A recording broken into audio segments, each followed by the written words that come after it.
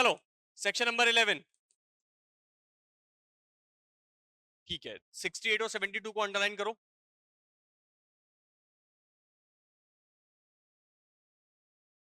ठीक है, चलो अब जो आपका डाउट था वो यहां पे क्लियर हो गया। सेक्शन नंबर 10 में हमने देखा था कि रजिस्ट्रार क्या कर रहा है, टेम्पररी वैकेंसी क्रिएट कर दी उसने, यानी कि अपने ऑफिशियल काम को छोड़ के किसी और काम से भाग गया वो।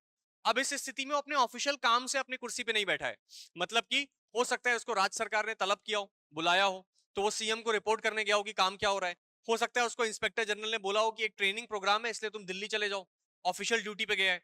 तो अगर ऐसी परिस्थिति में कोई रजिस्ट्रार अपने ऑफिस को छोड़ता है तो किसी को कुछ करने की जरूरत नहीं है, रजिस्ट्रार स्वयं यानी कि खुद किसी सब रजिस्ट्रार को अपने पद पे बैठा के जाएगा और वो उसके अंडर काम करने वाला कोई सब रजिस्ट्रार होना चाहिए। उस सब रजिस्ट्रार के पास सारी पावर होंगी सिवाय दो के, 68 और 72 के। 68 और 72 किस बारे में बात करता है, एक बात करता है रूल मेकिंग पावर का, मतलब अपने नीचे वाले सब रजिस्ट्रार को कंट्रोल करने का, और एक अपने ही अगेंस्ट अपील सुनने का। ठीक है, यानी कि रजिस्ट्रार के पास ये पावर है कि वो अपील सुन सकता है सब रजिस्ट्रार के द्वारा दिए गए ऑर्डर्स की। तो अगर एक सब रजिस्ट्रार बैठा है तो एक तरह से मैंने ये बोला, ये बिल्कुल वैसा ही है, इसको इसका एग्जांपल दूं तो मैंने बोला कि भाई आज मैं पढ़ा नहीं पाऊंगा, नीलेश तुम पढ़ा दो। तो मैंने बोला नीलेश तुम पढ़ा दोगे, तुम्हारे पास सारी पावर है मेरे पढ़ाने वाली, बस दो पावर को छोड़ के, पहला तुम मैं जो ऑर्डर्स दे सकता हूं बच्चों को वो तुम नहीं दे पाओगे, और दूसरा अपनी कॉपी खुद नहीं जांचोगे। ठीक है, तो वही लिखा हुआ है सेक्शन नंबर 68 और 72 में कि रूल मेकिंग पावर है कंट्रोल करने की, और दूसरी बात है किस चीज की, अपने ही अगेंस्ट अपील सुनने की। ठीक है, आगे बढ़े, आगे बढ़े, चलो सेक्शन नंबर 12।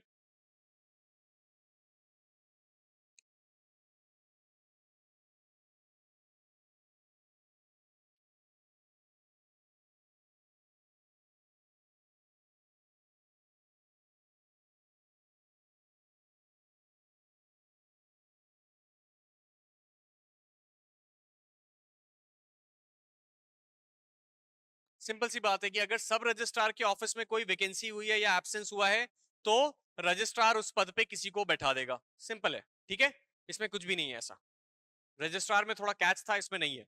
चलो फिर,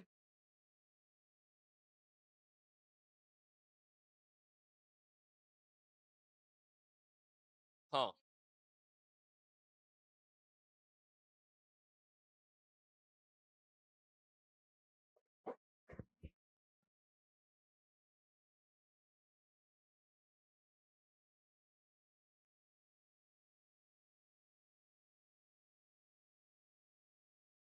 यानी कि ये क्या कह रहा है, धारा 10, 11 या 12 के अधीन की गई सब नियुक्तियों की रिपोर्ट महानिरीक्षक द्वारा राज्य सरकार को दी जाएगी। यानी कि महानिरीक्षक यानी कि इंस्पेक्टर जनरल 10, 11, 12 में जितनी भी अपॉइंटमेंट्स हुए हैं, याद रखना आईजी अपॉइंटमेंट नहीं कर रहा है सारे, लेकिन अपॉइंटमेंट कोई भी करे उसका नोटिफिकेशन कौन भेजेगा, आईजी भेजेगा स्टेट गवर्नमेंट को, और स्टेट गवर्नमेंट के पास जैसे ही ये नोटिफिकेशन पहुंचेगा तो वो क्या करेगी, स्टेट गवर्नमेंट, कुछ लिखा है क्या, अच्छा नहीं नहीं, इसमें केवल गजेट वाला जिक्र नहीं है, ये सिर्फ इतना कहता है कि वो रिपोर्ट स्पेशल या जनरल हो सकती है जैसा कि स्टेट गवर्नमेंट डायरेक्ट करे। तो बेसिकली यहाँ पे आप बस केवल इतना ध्यान रखिए कि सारी रिपोर्ट्स कौन भेजता है, आईजी भेजता है, किसको भेजता है, स्टेट गवर्नमेंट को भेजता है, और स्टेट गवर्नमेंट ये बताती है कि ये रिपोर्ट स्पेशल रिपोर्ट होगी कि कोई जनरल रिपोर्ट होगी। ठीक है, बात क्लियर है, चलो। प्रोफार्मा होता है, जैसे कि ना उनका एक फिक्स प्रोफार्मा होता है कि अगर कोई स्पेशल रिपोर्ट है तो इस प्रोफार्मा में आएगी, इस हिसाब से आएगी, और उसके कुछ ऑब्लिगेशंस होते हैं कि अगर स्पेशल रिपोर्ट है तो वो कॉन्फिडेंशियल होके आएगी। कॉन्फिडेंशियल का मतलब कि जो डिपार्टमेंट के क्लर्क्स हैं, डिपार्टमेंट के अदर ऑफिसर्स हैं, वो उसको नहीं देख सकते, केवल जो सीधे मिनिस्टर है वही देखेगा। स्पेशल रिपोर्ट्स की ये क्वालिटी होती है, और जनरल रिपोर्ट्स होती है जो मतलब एक नोटरी नोटरी बोल रहा हूँ, एक नोट शीट की तरह चलती है। ठीक है, वही फर्क होता है स्पेशल और जनरल उसमें, किसमें, स्पेशल और जनरल रिपोर्ट्स में। चलो सेक्शन नंबर 14,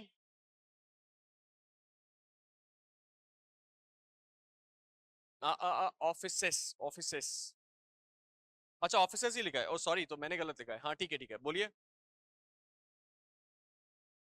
हम्म,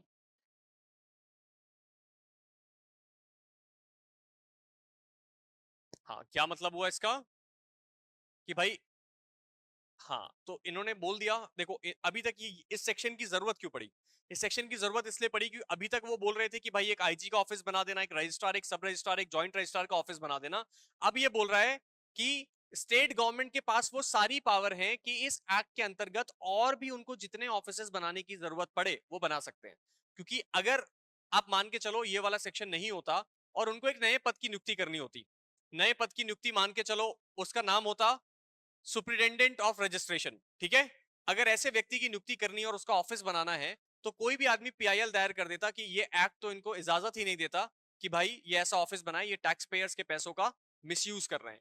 ऐसी परिस्थिति में इन्होंने यहाँ पे एक सेक्शन लगा के रख दिया, सेक्शन नंबर 14, जो कहता है कि राज्य सरकार के पास वो सारे अधिकार हैं कि इस एक्ट के अंतर्गत और भी जितने उसको ऑफिसेस बनाने हैं वो बना सकता है। ठीक है, चलो आगे बढ़ते हैं।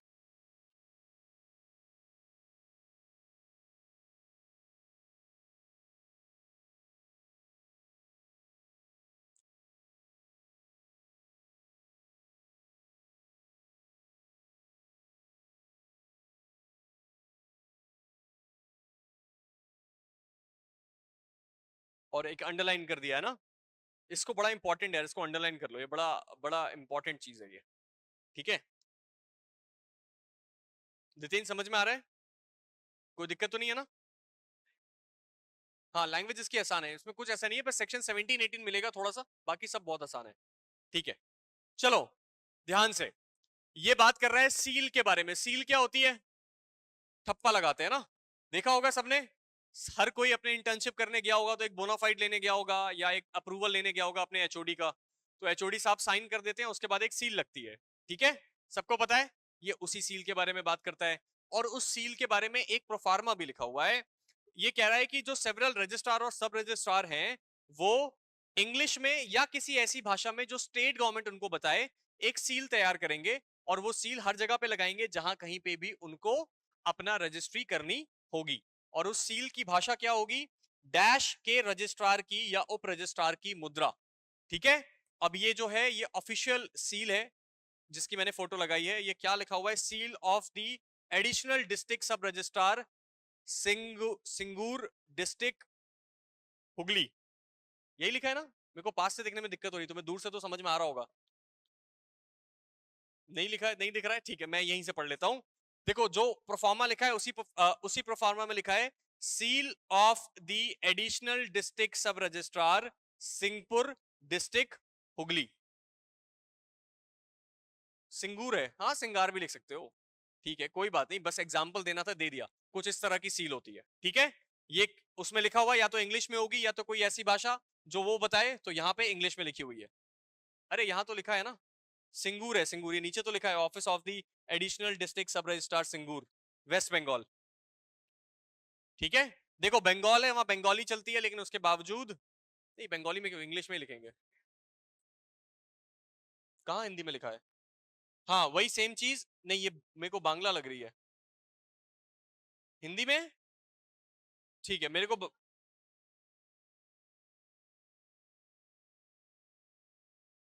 चलो वैसे मुझे यहां से बांग्ला लग रही है, लेकिन ठीक है कोई बात नहीं। कोई बात नहीं यार, हम इस चीज पे क्यों डिस्कशन कर रहे हैं, मतलब हद हो गई। आगे बढ़े, 15 मिनट ये डिस्कशन कर रहे हैं कि उस फोटो में है क्या। इंग्लिश, इंग्लिश में लिखेगा कंपल्सरीली, लेकिन अगर राज्य सरकार चाहे तो कोई दूसरी भाषा बता सकती है कि भाई आप। अच्छा एडिशन लिखा हुआ है, एक मिनट में देख लेता हूं। हाँ, इंग्लिश में होना कंपलसरी है। चलो आगे बढ़े, अगला सेक्शन।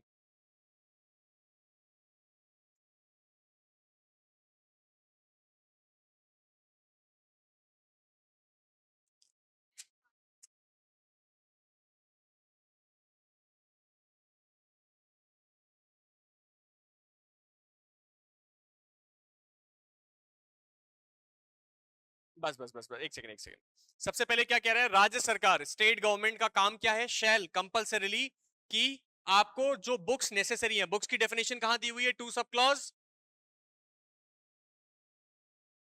बी कहां से आया भाई? ठीक है, टू सब क्लॉज 2 में बुक्स की डेफिनेशन दी हुई है। ये क्या बोल रहे हैं, राज्य सरकार के पास एक कंपलसरी ऑब्लिगेशन है कि जितनी भी बुक्स की जरूरत है इस एक्ट के अंतर्गत वो सभी रजिस्टरिंग ऑफिसेस को प्रोवाइड करी जाए। बुक्स का जिक्र कौन से सेक्शन में मिलेगा, 51 में। ठीक है, चलो आगे बढ़े, नेक्स्ट सब सेक्शन।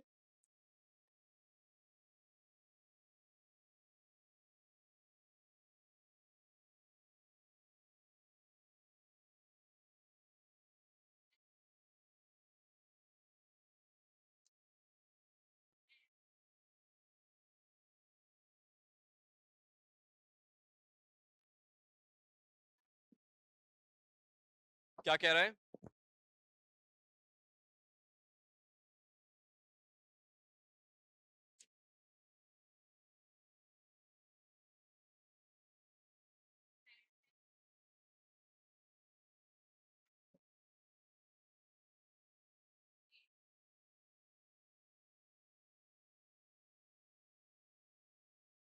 देखो सिंपल सी बात है, सिंपल सी बात है।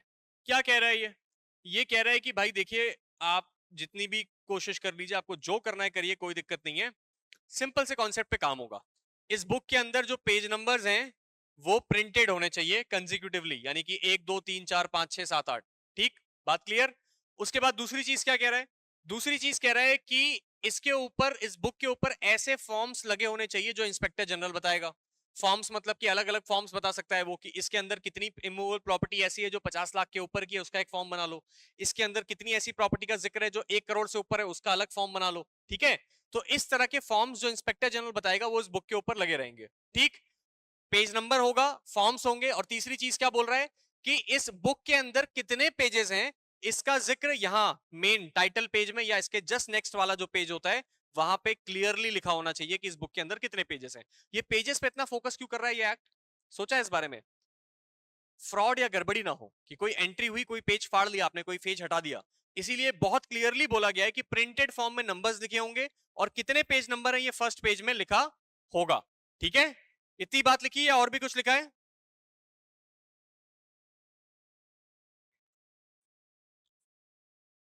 ठीक है, सर्टिफाई करने का मतलब क्या है, जो भी ऑफिसर इस बुक का अधिकारी होगा, यानी जिसके कंट्रोल में ये बुक होगी, वो उसको सर्टिफाई करेगा। सर्टिफाई का मतलब होता है सील और साइन लगाएगा कि ये बुक ऑफिशियली हमारे कंट्रोल में है और ये बुक पूरी तरीके से लीगल तरीके से संभाली जा रही है। बात क्लियर है? आगे आगे और सबसेक्शन 3।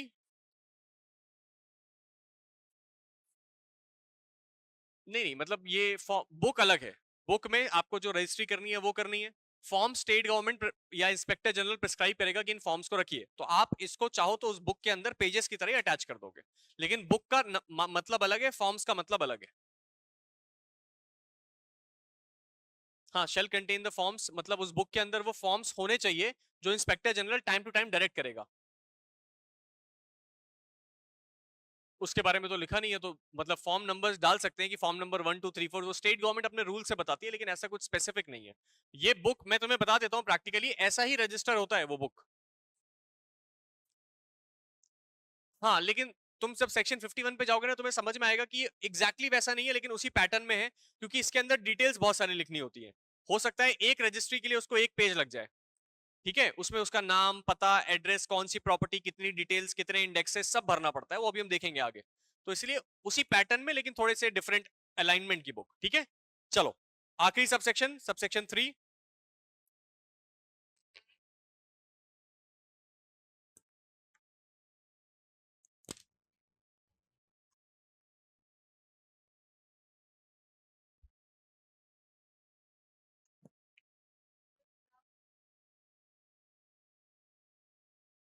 हाँ, क्या मतलब हुआ?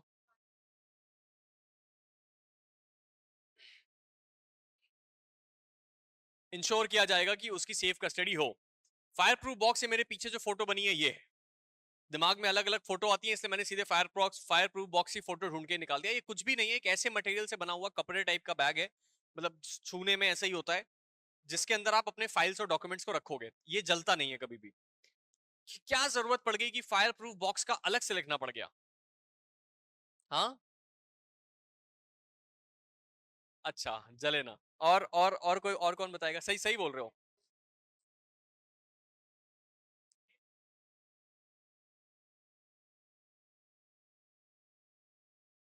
अच्छा, तो उस हार्ड कॉपी, ठीक है, तो सबसे पहले तो ये लिख लो कि भाई फायर प्रूफ बॉक्स को अंडरलाइन कर लो, सेक्शन नंबर 16 में दिया हुआ है। अब मैं समझाता हूँ इसकी जरूरत क्यों पड़ी।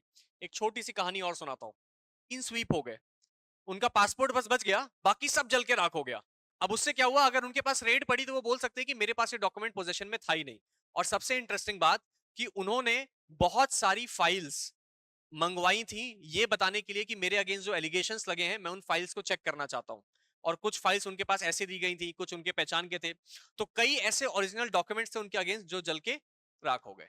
तो बेसिकली वो बड़े इज्जत के साथ रिटायर हो गए, कोई रेड वेड नहीं पड़ी, क्योंकि आग लग गई, सब खत्म हो गया। इसीलिए फायर प्रूफ बॉक्स। अगर कोई रजिस्ट्रार है जिसने किसी 1 करोड़ की संपत्ति जो किसी और इंसान की थी उसको उसने रजिस्टर कर दिया किसी और के नाम पे, और उसको जैसे ही पता चला कि अब मेरे ऊपर रेड पड़ सकती है या मेरे ऊपर इंस्पेक्शन हो सकता है, आईजी आ सकते हैं, मेरे को सस्पेंड किया जा सकता है, उसको केवल एक काम करना है कि माचिस मार देनी है। और अगर आप लोग मेरी बात से एग्री नहीं करते हो तो आज गूगल जाके एक काम करना, गूगल पे लिखना ऑफिशियल गवर्नमेंट ऑफिसेस बर्निंग या गवर्नमेंट ऑफिसेस फायर्ड, ऐसा कुछ करके लिखना। वहां पे तुम्हें बहुत सारे एग्जाम्पल मिल जाएंगे कि कितने सारे सरकारी दफ्तरों को जला दिया जाता है ताकि सारे रिकॉर्ड्स मिट जाएं। ठीक है, एक बड़ा रीसेंट केस है, मनीष सर के साथ डिस्कस हो रहा था, मैं भूल गया, वहां पे भी यही हुआ था, सेम चीज। मैं नाम भूल रहा हूं कौन से स्टेट का था, जैसे ही सरकार बदली जल गया वहां पे, तुरंत 3-4 ऑफिसेस उन्होंने जला दिए, मतलब बोला कि आग लग गई। उसमें क्यों लग गई? क्योंकि नई सरकार आएगी, उसको नए पुराने दस्तावेज मिलेंगे, हमारे ऊपर इंक्वायरी हो जाएगी। ठीक है, चलो बलौदा बाजार का इंसिडेंट ले सकते हैं, मुझे उसके बारे में बहुत ज्यादा नॉलेज नहीं है। हम्म। हाँ,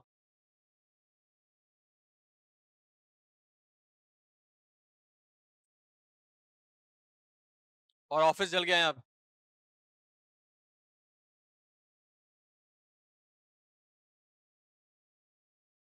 हो सकता है यार, क्योंकि बहुत कॉमन, मैंने बताया ना, ये सबसे इजी तरीका है, क्राइसिस ले आओ, खत्म। जैसे हम लोग स्कूल में प्रे करते थे ना कि आज एग्जाम ना हो, भूकंप आ जाए, बाढ़ आ जाए, बर्बाद हो जाए सब। ऐसा जैसे मेरे टाइम पे एक मूवी आई थी 2012, है ना, प्रलय की शुरुआत। तो मेरे क्लास में एक लड़का था, वो चिल हो गया, वो इतना मूवी को देख के चिल हो गया ना, वो पढ़ना छोड़ दिया उसने, मतलब, और मैं मजाक नहीं कर रहा हूँ, लिटरली उसने पढ़ना छोड़ दिया। अभी तो खैर वो सीआरपीएफ में चला गया है। उसने पढ़ाई लिखाई छोड़ के कि दुनिया खत्म होने वाली है, अपनी प्लानिंग शुरू कर दी है कि मैं कैसे जिंदा बचूंगा। स्विमिंग सीख ली है मैंने, जब पानी पूरा भर जाएगा तो मैं केवल एक काम करूंगा, अमूल का कोई पार्लर देख लूंगा, हम लोग छोटे थे उस वक्त बहुत, मैं अमूल का कोई पार्लर देख लूंगा, मैं केवल दूध पी के जिंदा रहूंगा। पूरी प्लानिंग में था वो, मतलब पढ़ाई लिखाई से एकदम मोह माया उड़ गई थी। चलो 16 है, आखिरी सेक्शन है, फिर क्लास खत्म करते हैं। इलेक्ट्रॉनिक के बारे में बात करता है, 2001 में अमेंडमेंट ऐड हुआ, इसको मार्क कर लो, बहुत इंपॉर्टेंट है। देखो फायर प्रूफ बॉक्सेस तो अलग बात है, ये 1908 का एक्ट है, उस समय पे ये बातें सही थी, लेकिन अब इसकी जरूरत दूसरी थी। 2001 में ये एक्ट लाया गया, मतलब ये वाला सेक्शन लाया गया, क्योंकि 2001 में कंप्यूटर इंट्रोड्यूस हो चुका था हमारी कंट्री में। तब इनको समझ में आया कि सबसे सेफ साइड है कि आप, अब जाहिर सी बात है 2001 का है, अब आप तो अभी कितने लोग ऐसे हैं जो 2001 के बाद के बॉर्न है? कोई ऐसा है क्या जो 2001 के बाद का? कब का? 2002? ठीक है, तो मतलब आपसे पहले, आपके पैदा होने से पहले का ये सेक्शन ऐड किया हुआ है। तो जिसके बारे में बात कर रहा है उसका तो आइडिया होगा भी नहीं 100%। कौन ऐसा है जो 2000 का है, 2000 और उसके बाद के हैं? 2000 के है ना, 2000 के हैं। अब देखो, हाँ 2001 के हो, ठीक है। अब जिसको भी नहीं पता हो, अच्छा कितने लोग फ्लॉपीज जानते हैं क्या होता है? फ्लॉपी कितने लोग जानते हैं? नहीं जानते होगे ना, अभी की जनरेशन हो ना। फ्लॉपी डिस्क आता था पहले, जो सीपीयू होते थे ना, हम जैसे सीडी यूज करते हैं वैसे एक फ्लॉपी आती थी जो उसकी फोटो बनी हुई है, ये ऐसी होती थी। ठीक है, इसको ऐसे, ये जो ब्लैक वाला पार्ट है ना, इसको ऐसे पीछे खींच सकते थे, तो हमें फिल्म होती है ना जो रील वाले कैमरे में डलती है, वैसी एक फिल्म दिखती थी इसके अंदर। ठीक है, ये फ्लॉपी होती थी, इसकी मैक्सिमम स्पेस होता था 512 MB, और ये ऐसी सीपीयू के अंदर लग जाती थी। ठीक है, तो उस समय फ्लॉपीज चलती थी सारे काम को संभालने के लिए। तो बेसिकली ये कह रहा है कि आपको ये जो भी डॉक्यूमेंट है फायर प्रूफ बॉक्स में तो रखोगे ही रखोगे, उसके साथ साथ फ्लॉपी में, या स्टेट गवर्नमेंट जैसा आपको बताए वैसे इलेक्ट्रॉनिक फॉर्म में इसको स्टोर किया जाए। क्योंकि फायर प्रूफ बॉक्स, आग तो नहीं लगेगी लेकिन समुद्र में बहाया तो जा सकता है, लेकिन इसको, इसके साथ ऐसा कुछ नहीं किया जा सकता। एक बार डिजिटल फुटप्रिंट अगर आपका आ गया तो वो कभी भी मिट नहीं सकता। ठीक है, जैसे कई लोगों को मिथ होता है कि अगर हमारा कंप्यूटर फॉर्मेट हो गया है तो कोई दिक्कत नहीं है, सब सही है। लेकिन अगर आपने अपना लैपटॉप पूरी तरह से फॉर्मेट किया है, एक सॉफ्टवेयर आता है उसकी कीमत तकरीबन 70-80 हजार की है, कई लोग रखते भी हैं उसको, यूज करते हैं। आप अपना लैपटॉप उसको ले जाके रख दो उसके पास, वो एज इट इज सारी की सारी फाइल्स रिट्रीव करके आपको दे देगा। डिजिटल फुटप्रिंट कभी भी नहीं मिटता, कभी भी नहीं, मतलब कभी भी नहीं। ठीक है, इसका एक बड़ा इंटरेस्टिंग स्टोरी है। एक मेरा दोस्त था, है, उसका नाम है रोहन। ठीक है, हम क्लास 10th में मिले। 10th के समय पे नया नया जोश होता है। वो चैतन्य में जाके पढ़ा, विशाखापट्टनम में। तो उसके पापा ने उसको एक डिजिटल कैमरा दिया, तो वो डिजिटल कैमरा अपने पास रखा। अब चैतन्य में ना पार्टी हो रही थी, बात समझ में आई? चैतन्य में इन बॉयज लोगों की पार्टी हो रही थी। तो इसमें भाई साहब जो है, बोतलों के साथ फोटो, चीयर्स करते हुए फोटो। ठीक है, अच्छा उसके घर में नॉनवेज नहीं खाते हैं, लेग पीस के साथ फोटो। बढ़िया, उसने कई फोटोज खिंचवाई। ठीक, वो फोटो उसने मेमोरी कार्ड निकाला, अपने दोस्त के लैपटॉप में कॉपी कर दिया और उस मेमोरी कार्ड को फॉर्मेट कर दिया। ठीक, कट्टू 6-8 महीने बाद उसकी दीदी की शादी थी। दीदी की शादी में फोटोज खिंची, कुछ फोटो किस्मत से वो मेमोरी कार्ड के करप्ट होने के कारण डिलीट हो गई। तो उसके पापा यहाँ सरकंडा में उनकी पहचान का एक स्टूडियो है, वहां गए और उसको जो है मेमोरी कार्ड दिया और बोला कि ये मुझे फोटो रिट्रीव कर दो। उसने फोटो रिट्रीव करी, उसमें उसकी भी तस्वीरें आ गई। तो बेसिकली वो मेमोरी कार्ड के साथ एक तरफ उसकी दीदी की फोटोज आई और दूसरी तरफ जो है उसका जो ट्रीटमेंट हुआ है बेल्ट के साथ, वो अलग था। ठीक है, तो ये डिजिटल फुटप्रिंट है, इसलिए डिजिटल फुटप्रिंट की जरूरत है। अब हम इसको खत्म करने के लिए सबसे पहले मार्क कर लो कि कितने ऐसे पद हैं जिसकी स्टेट गवर्नमेंट नियुक्ति करता है इस एक्ट के अंतर्गत। इसको चाहो तो लिख भी लेना। सबसे पहला इंस्पेक्टर जनरल, दूसरा रजिस्ट्रार सब रजिस्ट्रार, तीसरा इंस्पेक्टर ऑफ रजिस्ट्रेशन और तीसरा डिस्ट्रिक्ट और सब डिस्ट्रिक्ट। इसमें एक और पद है, उसको भी लिख लेना, ज्वाइंट सब रजिस्ट्रार।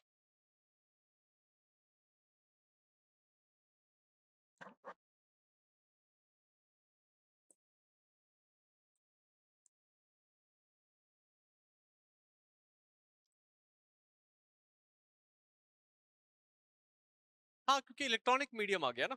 रख, क्या कर देते हैं, रखा रहता है, बांध के रख देते हैं, लेकिन वो गलत है, मतलब वो रूल्स के अगेंस्ट है। और हो सकता है स्टेट गवर्नमेंट ने ये नोटिफिकेशन निकाल दिया कि आप उसको स्कैन करके तुरंत इलेक्ट्रॉनिक फॉर्म में रख लीजिए, और अगर इलेक्ट्रॉनिक फॉर्म में स्टोर हो गया तब तो क्या लाल कपड़ा क्या पीला कपड़ा, कोई फर्क ही नहीं पड़ता।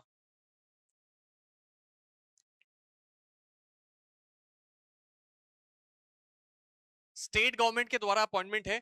अब ये ना, जहां तक मुझे लगता है स्टेट गवर्नमेंट का ना, इसका नियुक्ति किससे होगा, व्यापम से होगा कि पीएससी से होगा, मेरे ख्याल से। हाँ,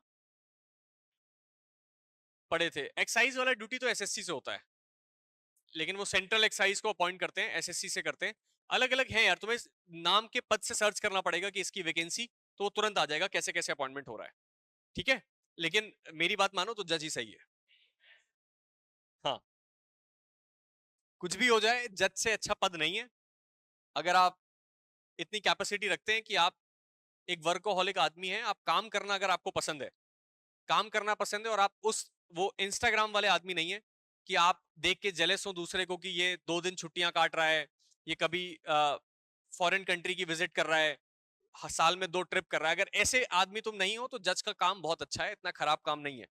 बस ये है कि ओवरबर्डन बहुत रहोगे, लेकिन एंजॉयमेंट भी बहुत है, बहुत एंजॉय करोगे। चलो आगे बढ़े,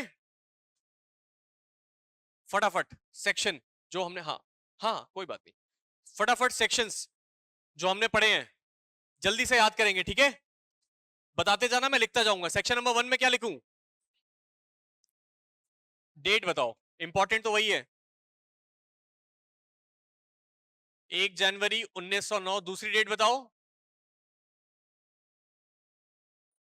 31 अक्टूबर तो चलो ठीक है, मुझे पता है, तुम्हें याद हो गया है। और बताओ। 18 सितंबर। ठीक, और फिर ये वाला 1 नवंबर वाला तो पता ही है हमें। चलो सेक्शन नंबर 2 में क्या लिखूं? कितनी है? 11 काउंटिंग में, और वैसे 2 सब क्लॉज 10 तक है, क्योंकि इसके अंदर एक जुड़ गया है 6A। तीसरे में क्या है? क्या हो गया, इतना डेड क्यों हो? Inspector general. चौथे में क्या है? रिपील्ड है। कौन से साल में?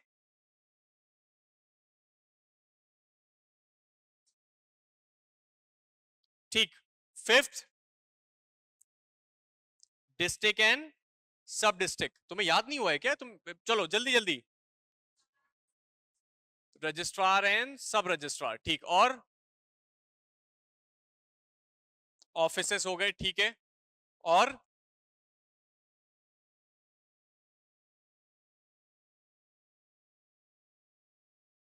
और 10 याद करो, 10, 11, 12 में जो अपॉइंटमेंट हो रहे थे, एब्सेंस है रजिस्ट्रार का, यहां पे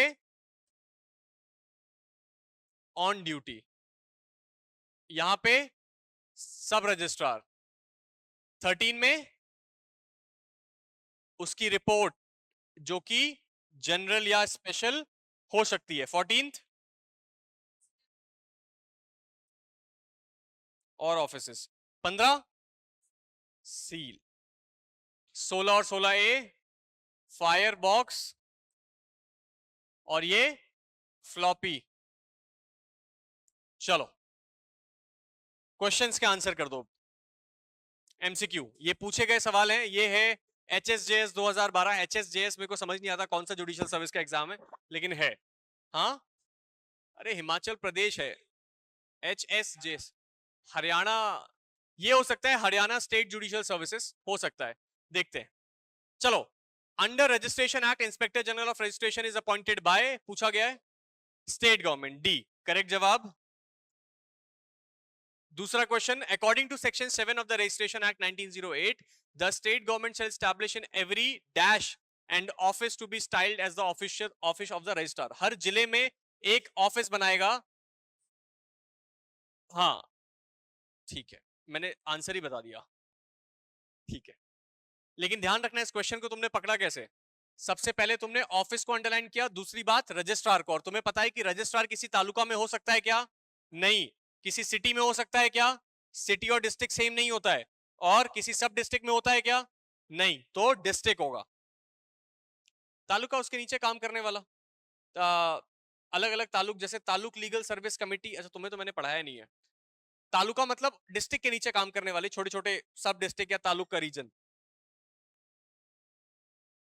चलो, ये छत्तीसगढ़ जुडिशियल सर्विस 2014 का क्वेश्चन है। When the office of registrar is temporarily vacant, who has the power to act as registrar till the permanent arrangement is made?